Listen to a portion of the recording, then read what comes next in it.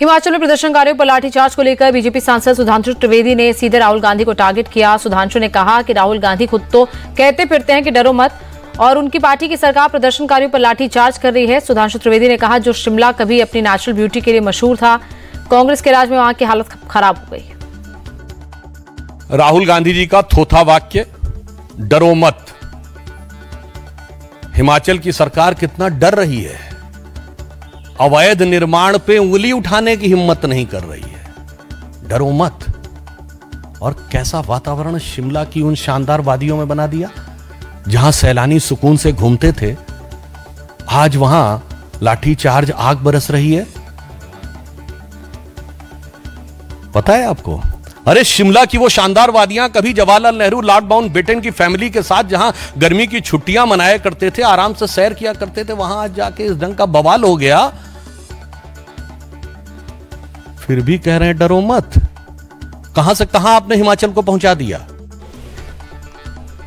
इस मामले में हिमाचल सरकार गोलमोल बातें कर रही है। हिमाचल के शहरी विकास मंत्री विक्रमादित्य सिंह ने कहा कि कोर्ट का फैसला आ जाए, अगर मस्जिद गैर कानूनी हुई तो कार्रवाई जरूर होगी, लेकिन किसी को भी कानून हाथ में लेने की इजाजत नहीं दी जाएगी।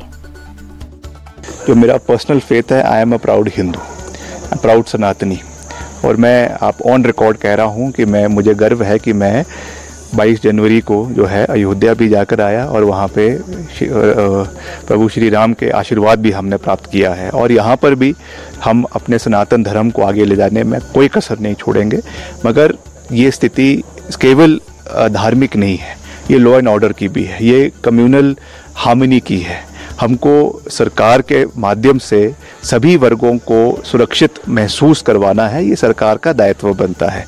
इसलिए जैसा मैंने कहा कि कोई भी ऐसी परिस्थिति नहीं बननी चाहिए जिससे हिमाचल प्रदेश का जो एक अलग पहचान पूरे प्रदेश और देश के अंदर है, विश्व के अंदर है, देवभूमि के नाम से हमको जाना जाता है, तो कोई भी ऐसी चीज़ नहीं होनी चाहिए जिससे वो कलंकित हो। और हमने बिल्कुल साफ तरीके से कहा है कि अगर वो अवैध पाई जाती है तो निश्चित तौर से 100% उसके ऊपर कार्रवाई होगी और उसको जो है कानून की प्रक्रिया के माध्यम से उसको डिमोलिश किया जाएगा। मगर that is a step that will be taken once the order of the municipal commissioner comes. उसके पहले उस पर कार्रवाई करना उचित नहीं है। सरकार को ये देखना है कि हमें लॉ एंड ऑर्डर को भी प्रदेश के अंदर मेंटेन करके रखना है। विक्रमादित्य सिंह ने प्रदर्शनकारियों से हमदर्दी जताई तो बीजेपी ने तीखी प्रतिक्रिया दी। बीजेपी नेता और हिमाचल प्रदेश के नेता विपक्ष जयराम ठाकुर ने कहा कि हिंदुओं को किसी सहानुभूति की दरकार नहीं है, हिंदुओं को उनका हक चाहिए। जयराम ठाकुर ने कहा कि यह मामला आसानी से सुलझाया जा सकता था। और ये शब्दों में कहना कि हम जो है वो इस मामले में जो है हमारी भी सहानुभूति है, हिंदू समाज के प्रति ऐसे शब्दों के मुझे लगता है कि आवश्यकता नहीं है, सहानुभूति शब्द की आवश्यकता नहीं है। अगर सही मायने में आपको लगता था कि हम इस सारे मामले का समाधान करने का रास्ता निकालना चाहिए तो मुझे लगता है कि उन्होंने विलंब किया है अनावश्यक। अब एक और बड़ी खबर का रुख करते हैं। राहुल गांधी ने कल वॉशिंगटन में सिखों की स्थिति को लेकर जो कहा, उससे देश भर में सिख समाज नाराज है। और हैरानी की बात यह कि राहुल गांधी को खालिस्तानी आतंकवादी गुरपतवंत सिंह पन्नू ने सपोर्ट किया है। राहुल ने कहा कि भारत में सभी धर्म के लोगों को हर तरह की आजादी मिलनी चाहिए, अधिकार मिलने चाहिए। इसी को लेकर बीजेपी और आरएसएस से उनके मतभेद हैं और वो इसी की लड़ाई लड़ रहे हैं।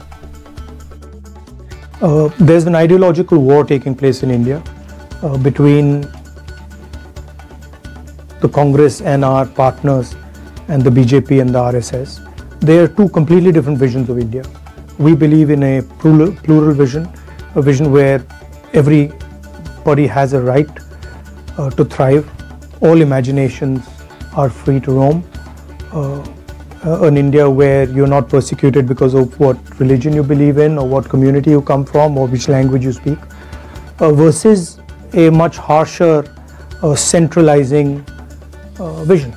And so that's the landscape, and then we fight on that landscape, defend India's institutions, defend the weaker sections in India, defend the lower castes, defend the tribals, minorities, defend poor people.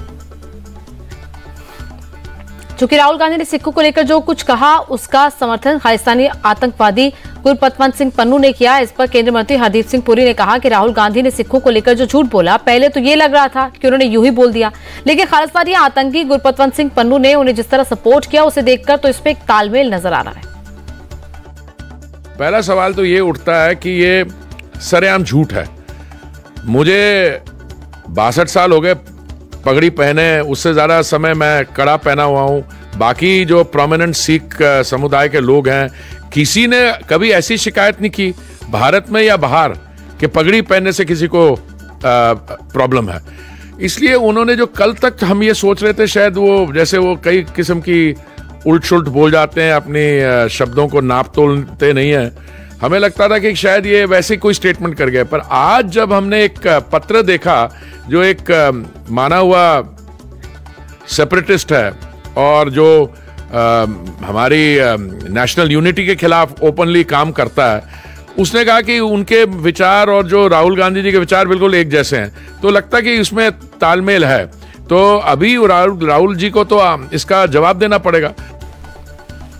केंद्रीय मंत्री गिरिराज सिंह ने कहा कि ये राहुल गांधी की आदत बन गई है। वो देश के अंदर और बाहर उन्हीं लोगों से मिलते हैं जो देश विरोधी हैं।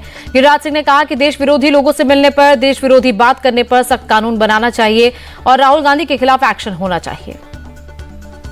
राहुल जी देश के अंदर भी जब मिलते हैं, देश विरोधी ताकतों के साथ ही मिलते हैं, चाहे जेएनयू में उमर खालिद हो, चाहे विदेश में हो, इल्हान उमर से मिलते हैं और सारे देश विरोधी ताकतों से मिलते हैं। और ये कई बार से उनका चल रहा है। अब समय आ गया है कि देश में एक कानून बने, कानून के तहत सामान्य नागरिक भी देश का विरोध करे तो उस पर कार्रवाई होनी चाहिए। और राहुल गांधी की तो सदस्यता ही समाप्त करनी चाहिए। कभी अटल बिहारी वाजपेयी होते थे देश के एलओपी, वो जाते थे तो कहते थे एक देश एक नेता, लेकिन आज ये देश विरोधी ताकतों से मिलकर देश को गाली देते। बीजेपी के तमाम नेता और मंत्रियों ने जब राहुल गांधी पर निशाना साधा तो कांग्रेस की तरफ से खुद कांग्रेस पार्टी के अध्यक्ष मल्लिकार्जुन खड़गे ने मोर्चा संभाला। खड़गे ने कहा कि प्रधानमंत्री मोदी ने तो न जाने कहां कितने देशों में कांग्रेस के खिलाफ अनाप शनाप बातें कही। राहुल गांधी को अपशब्द कहे, अब वही बीजेपी के लोग हमें पाठ पढ़ा रहे हैं। हमारे खिलाफ कितने बोले उन्होंने, चाइना में जाके हमारे खिलाफ बोले, सांघाई में और यूए में, यूनाइटेड अरब में, अमेरिका में बोले, कनाडा में बोले, कोरिया में बोले, क्या क्या नहीं बोले। हमारे को कांग्रेस को बदनाम करने के लिए, हमारे सरकार को बदनाम करने के लिए, राहुल जी को गालियां देने के लिए हर प्लेटफॉर्म का उन्होंने इस्तेमाल किया बाहर जाके। और हमको अब सबक सिखा रहे, राहुल जी ऐसा नहीं बोलना था, राहुल जी देशद्रोही है, कांग्रेस पार्टी देशद्रोही। क्या करे भाई देशद्रोही?